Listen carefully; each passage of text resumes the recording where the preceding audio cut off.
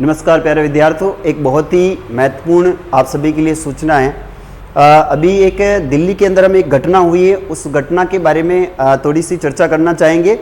देखिए, दिल्ली के अंदर आप सभी को पता होगा कि जो आईएएस आईपीएस जो यूपीएससी की तैयारी करवाते हैं, उन कोचिंग संस्थानों से अभी एक बहुत ही दुखद घटना हमारे सामने आई है। और वो घटना ये थी कि एक कोचिंग संस्थान है जो कि आईएएस की तैयारी करवाती हैं, उस कोचिंग के प्लेसमेंट में पानी भरने की वजह से बहुत सारे ऐसे होनहार विद्यार्थी थे जो हमारा देश का भविष्य तय करने वाले थे। उन विद्यार्थी की वहां पर मृत्यु हुई है, यानी वो विद्यार्थी वहां पर डूबने से उनकी जो है वो जान गई है। मैं इस घटना से काफी दुखी हूं और सभी से मैं यही कहना चाहूंगा कि इस घटना से हमें एक सीख लेनी चाहिए। हमें क्या सीख लेनी चाहिए कि ऐसे जो कोचिंग संस्थान है जो प्लेसमेंट में चलाते हैं, जिसे हम तलगर कहते हैं, उनके लिए कुछ दिशा निर्देश जारी किए जाए ताकि कभी भी ऐसी घटना हो तो उसकी पूरी जिम्मेदारी कोचिंग संस्थानों की हो। अब यहाँ पर जो विद्यार्थी गए हैं, उनके माता पिता के ऊपर क्या गुजरी होगी, क्योंकि उन्होंने अपने जितने भी जो लड़की है लड़के हैं, चाहे कोई भी हैं, उनको पढ़ाने के लिए उन्होंने अपनी जमीन तक गिरवी रख दी, अपने गहने तक बेच दिए, अपनी जमीन जायदाद गिरवी रख के उन विद्यार्थी को अच्छा पढ़ा रहे थे।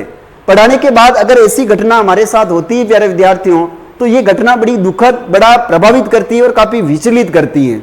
तो मैं जो भी विद्यार्थी हैं उनसे यही कहना चाहता हूं कि जब भी आप इस प्रकार की कोई घटना होती है तो हमें इससे एक सीख लेनी चाहिए कि जो भी कोचिंग प्लेसमेंट में या नीचे तलगर में चलती है, उसकी एक बार पूरी जांच पड़ताल कर ले कि यहाँ ऐसी कोई घटना कभी हुई या कभी ऐसे आगे चलकर कोई घटना हो तो नहीं सकती है, उसके बारे में आपको पता होना चाहिए। अगर ऐसी कोई जानकारी मिलती है तो सरकार के पास उसकी शिकायत आप जरूर करें, बाहर भी उसकी शिकायत जरूर करें।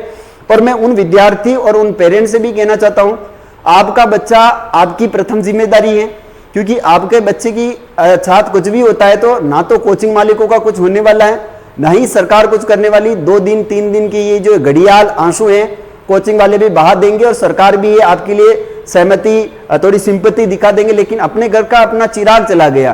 तो आपको ये थोड़ा विशेष ध्यान रखना है। और उन विद्यार्थियों के लिए भी मैं कहना चाहता हूं जो विद्यार्थी घर से बाहर रहकर तैयारी करते हैं, आपकी जान सबसे पहले सुरक्षित है। आप अगर जिंदा है, कहते हैं तो जिंदा है तो जहां है, अगर जिंदा ही नहीं है तो फिर इस जहां में क्या करना है अपना।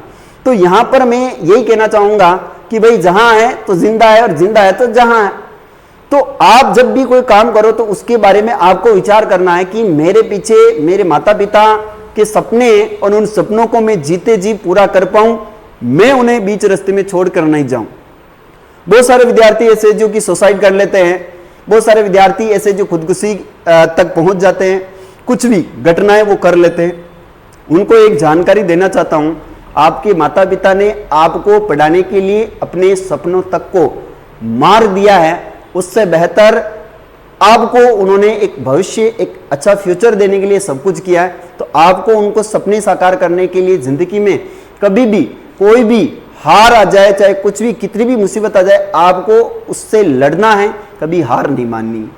जीवन के अंतिम क्षणों तक आप तक लड़ता रहना है और अंततः आप विजय होंगे, ये बात हमेशा अपने मन में रखनी है। और ये जो घटना हुई, इस घटना से काफी दुख भी हुआ है। कुछ विद्यार्थियों को भी सीख लेनी चाहिए, कुछ कोचिंग मालिकों को भी सीख लेनी चाहिए और कुछ सरकार को भी इस पर ध्यान देना चाहिए और कुछ अभिभावकों को भी इसके ऊपर थोड़ा विशेष ध्यान देना चाहिए। तो प्यारे विद्यार्थियों, ये थोड़ी सी जानकारी थी जो मैं आपको देना चाहता हूं।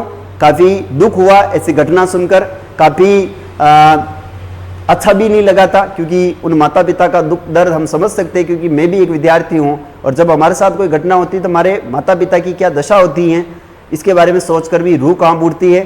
तो आप ध्यान रखें, सुरक्षित रहे, पढ़ते रहे, अपने सपने को साकार करें। तब तक के लिए जय हिंद, जय भारत।